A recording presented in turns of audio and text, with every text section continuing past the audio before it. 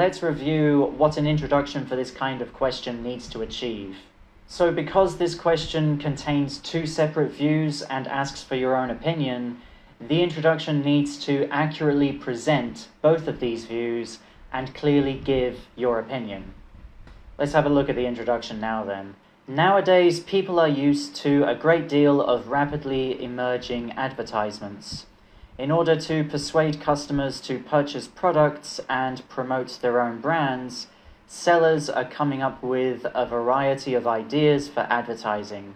And the effect of advertising has become a controversial topic for numerous consumers. Okay, unfortunately, none of the goals I mentioned before have been achieved in this introduction. In this first sentence, nowadays people are used to a great deal of rapidly emerging advertisements. This seems to be related to the second view in the question, the idea that advertising is very common. However, it does not express the key part of that view, which is that people no longer pay attention to advertising because it is so common. The second sentence, in order to persuade customers to purchase products and promote their own brands, sellers are coming up with a variety of ideas for advertising. This sentence is a bit difficult to understand. Promote their own brands? Who is promoting? Who does their refer to? From the look of this sentence, it would appear that the word promote is connected to customers, because the customers are persuaded to purchase products and thus persuaded to promote brands. This is a language error and it makes the sentence difficult to understand. I think what the writer meant to say was that companies or advertisers promote their brands and of course the customers are persuaded to purchase the products. But even if this was the writer's intention, this sentence is not doing anything useful in the introduction. It doesn't clearly express either of the views, and it's not giving the writer's opinion either. And so because of this sentence should be removed. The final sentence also fails to explain either view clearly or give a clear opinion. I suppose technically you could say the entire paragraph is the writer's opinion, because nowhere in the paragraph does it state who believes what. Like, nowhere is it mentioned, some people think this, or I think this. You know, if you never present a view as what some people think or what I think, then it is reasonable to assume that the view is your opinion. And so we could use that assumption here for this entire paragraph, but even if we do that, what is the opinion being expressed here? It's not clear. Something this introduction does accomplish, though, is present the topic of the essay, but it doesn't do much else. So far then, I would say that the task achievement for this essay is a band 6 and probably won't be higher because of the issues already in the introduction. The cohesion between the sentences is okay, but not great.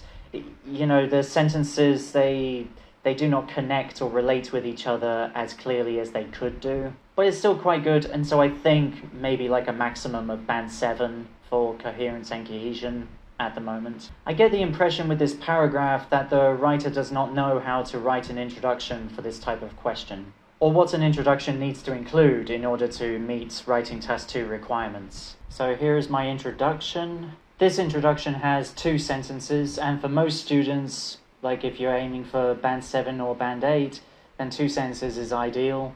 Some introductions may require a 3rd sentence, but in general 2 is enough. If you're writing more than 3 sentences for your introduction, though, you are probably wasting your time. Now let's have a look at these sentences more closely. The first sentence, advertising is now a major part of daily life, and companies use many different methods to show their products to the public.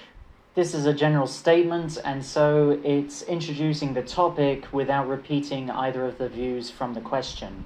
General statements like this are sometimes useful because if we removed it from this paragraph, then this introduction would only be 1 sentence long, and 1 sentence long paragraphs often feel incomplete, and so including a quick general statement helps with the coherence and cohesion of the essay. Something important to bear in mind about general statements, though, is do not spend a lot of time on them. They are really not worth it. Keep it quick and simple. While some argue that adverts have become so commonplace that people no longer pay attention to them, I believe that advertising is very effective in leading consumers' decisions. This sentence presents both views of the question and the writer's opinion. The phrase "some argue that" makes it clear that the first view mentioned is not your own opinion, but it's the opinion of other people. As I mentioned before, this clarity is important because the task requires you to explain two separate views as well as your opinion, so we need to know who thinks what. Later in the sentence, I use the phrase "I believe that," so that clearly tells the reader, now I'm giving my position, my opinion. My opinion in this sentence matches the first view in the question, and so I'm also presenting the first view here. In this one sentence, then, I am presenting the first view, the second view, and my own opinion, which is everything that is required for the introduction paragraph. Let's also have a look at grammar here. This sentence uses a while contrasting structure, which is very useful for introductions and conclusions. This while structure is also a complex sentence because it's using a main clause and a dependent clause, so that helps with the grammar range band score. Finally, let's have a look at paraphrasing. I do some paraphrasing here, like for example, I change the word common from the question to be commonplace. The question uses we, but my version uses people. The pronoun it becomes them. Something to keep in mind about paraphrasing from the question: you don't need to paraphrase every single word in the question. That is usually impossible, in fact. There are usually key parts of the question that you really can't paraphrase without changing the meaning, which we definitely need to avoid doing in order to address the question accurately. But something you should make sure that you do is avoid copying entire phrases. Changing a few key words, some word forms or structures is enough for effective paraphrasing. So all you have to do is change a few key words, maybe the forms of some words like verbs into nouns or adjectives or something like this, or the grammar structure, and that will be enough for paraphrasing the question in your introduction. And that's it for the introduction, so let's move on to the first body paragraph.